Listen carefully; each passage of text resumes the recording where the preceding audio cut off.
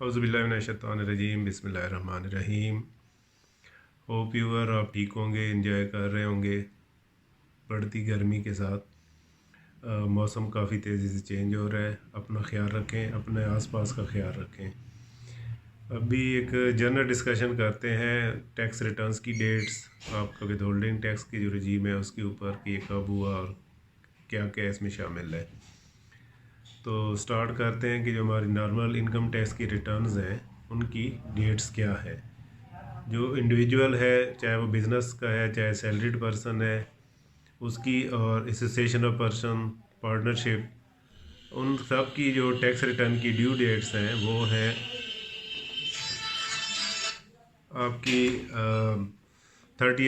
जब 30 जून को साल आपका ख़त्म होता है, फाइनेंशियल ईयर क्लोज़ होता है, और 30 सितंबर जो फॉलोइंग उसके होता है उसी तक डेट होती है। 90 डेज़ के अंदर होनी चाहिए, लेकिन ड्यू टू डिफरेंट इश्यूज़ कभी रिटर्न टाइम पे फाइनल नहीं होती। 1 जुलाई जो है उसको रिटर्न अवेलेबल होनी चाहिए, तो फिर 90 days as per law 90 days available होने चाहिए रिटर्न फाइल करने के लिए। तो वो बहुत दफ़ा जो है ना उसकी डेटें बढ़ती रहती हैं। उम्मीद करते हैं कि जी FBR भी इसके ऊपर स्ट्रिक्ट होगा, और हम कंसल्टेंट भी और हमारे जो क्लाइंट्स हैं उनको भी चाहिए कि वक्त के ऊपर अपनी टैक्स रिटर्न्स जमा करें। इसी तरह जो नॉर्मल कंपनी का जो नॉर्मल टैक्स ईयर है 30 जून है, वो 31 दिसंबर तक अपनी रिटर्न जमा कर सकता है। फिर उसके बाद कई कंपनीज हैं जिनका स्पेशल टैक्स ईयर होता है, किसी का सितंबर में, किसी का दिसंबर में ख़त्म होता है। तो उसका अगर दिसंबर में ख़त्म हो रहा है या सितंबर में, तो नेक्स्ट जो फॉलोइंग 30 सितंबर आएगा उस वक्त तक वो अपनी एनुअल इनकम टैक्स रिटर्न जमा करा सकते हैं। अब इसके बाद अगर हम आते हैं विद होल्डिंग टैक्स रिजीम पे, तो ये सबसे पहले 2008 में फाइनेंस एक्ट के ज़रिए इंट्रोड्यूस हुआ। फिर इसका बाकायदा एक अलहदा डायरेक्टरेट बना, और फिर मुख्तलिफ़ टाइम पे इसमें चेंजेस होती रहती हैं। कुछ हेड ऐड होते हैं, टैक्स रेट बढ़ते हैं, कम होते हैं।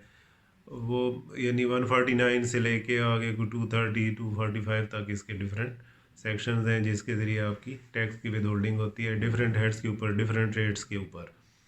कभी इसकी मंथली स्टेटमेंट जाती थी, कभी फिर हाफ ईयरली हो गई, फिर दोबारा क्वार्टरली थी, फिर क्वार्टरली से हाफ ईयर से फिर अब क्वार्टरली जाती हैं।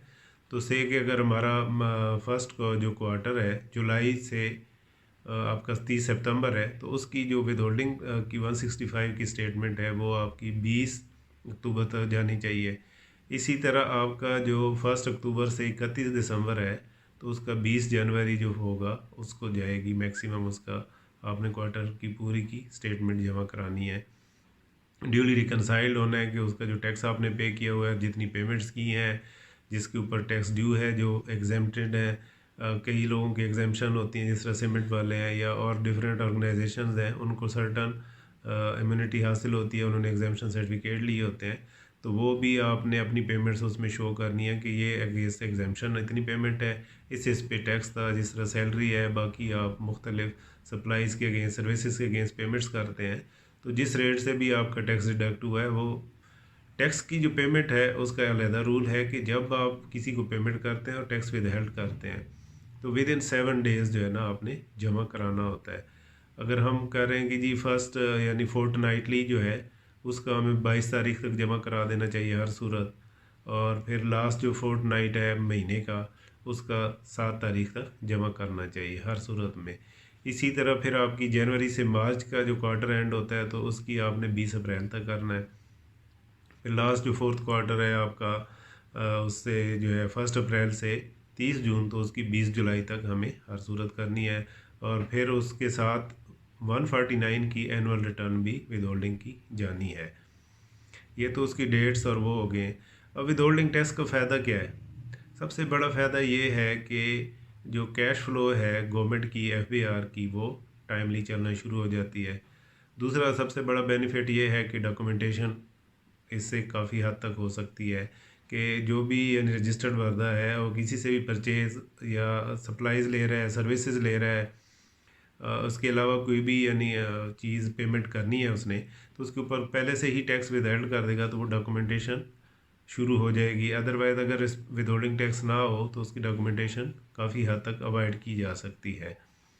और उसके अलावा जो तीसरा उसका फ़ायदा है कि डेली बेसिस पे जो रेवेन्यू जनरेशन है वो शुरू हो जाती है, जो कि कैश फ्लो को बेहतर करती है। और सबसे बड़ा जो फ़ायदा है कि एफबीआर को कुछ भी नहीं करना पड़ता। जो बिज़नेस कम्युनिटी है, मैन्युफैक्चरर हैं, आपके सर्विस प्रोवाइडर हैं और जितने भी यानी इंडिविजुअल्स हैं, तो उनको एफबीआर का काम भी उनके ज़िम्मे होता है कि वो टैक्स जो भी पेमेंट करें उस पर टैक्स काटें और एफबीआर को टाइम पे जमा करें। नहीं है तो उसके फिर काफ़ी हार्श कॉन्सिक्वेंसेज हैं जो कि बिज़नेस कम्युनिटी को फेस करने पड़ते हैं। प्रिंसिपली तो टैक्स नेट बढ़ाना है, टैक्स की जो है कलेक्शन है एफबीआर का रोल है, ना कि बिजनेस कम्युनिटी का। लेकिन विद होल्डिंग टैक्स में काफ़ी हद तक 70-80% जो है पोर्शन ये आपके बिजनेस कम्युनिटी के सर पे चला जाता है। उनके ज़िम्मे पड़ जाता है कि जी ठीक है, उन्होंने ही जब भी पेमेंट करनी है किसी भी हेड में, तो उस हिसाब से जो भी टैक्स रेट हैं वो उस हिसाब से टैक्स कलेक्ट करना है, डिडक्ट करना है, फिर एफबीआर को टाइम पे जमा करना है, फिर उसको रिपोर्ट भी करना है। तो ये काफ़ी सारा काम बिज़नेस कम्युनिटी का इस वजह से बढ़ जाता है। अब इसमें जो है हम इसको भी इजाफा होना चाहिए। ठीक है, जब आप डिडक्ट कर लें, अभी कुछ अर्सा पहले एफबीआर के जो चेयरमैन साहब हैं, इशफाक साहब की चैम्बर में मीटिंग हुई थी लाहौर में, तो उन्होंने ये कहा है कि मई 2022 में कोई वो सिस्टम विद होल्डिंग का ऐसा लेके आ रहे हैं कि ये जो विद होल्डिंग की स्टेटमेंटें हैं और ये सारी चीज़ें काफ़ी हद तक अबॉलिश हो जाएंगी और वो सिस्टम ऑटोमेटेड होगा। जब भी आप पेमेंट कर रहे हैं उसमें जो भी रेट्स होंगे उस हिसाब से आपको टैक्स पे कर लेंगे और आपका डायरेक्टली रिपोर्ट हो जाएगा। आपको बाद में उसकी स्टेटमेंटें देना उसकी ज़रूरत नहीं होगी। इस तरह कोई जो वर्किंग का बर्डन है वो काफ़ी हद तक कम हो जाएगा।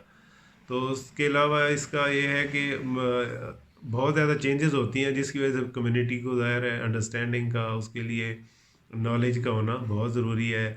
और जब भी चेंज आती है तो एफबीआर को भी चाहिए कि प्रॉपरली सारे बिजनेस कम्युनिटी को वो किसी न किसी मोड ऑफ कम्युनिकेशन से कम्युनिकेट करें, चैम्बर्स को ऑन बोर्ड करें, ट्रेड बॉडीज़ को ऑन बोर्ड करें, ताकि सबको टाइम पे पता चले, बजाय इसके कि बाद में इश्यूज़ हो कि जी कम डिडक्ट हो गया, ज़्यादा डिडक्ट हो गया, तो वो इश्यूज़ ना आए और बिज़नेस कम्युनिटी का जो काम है वो बढ़े ना।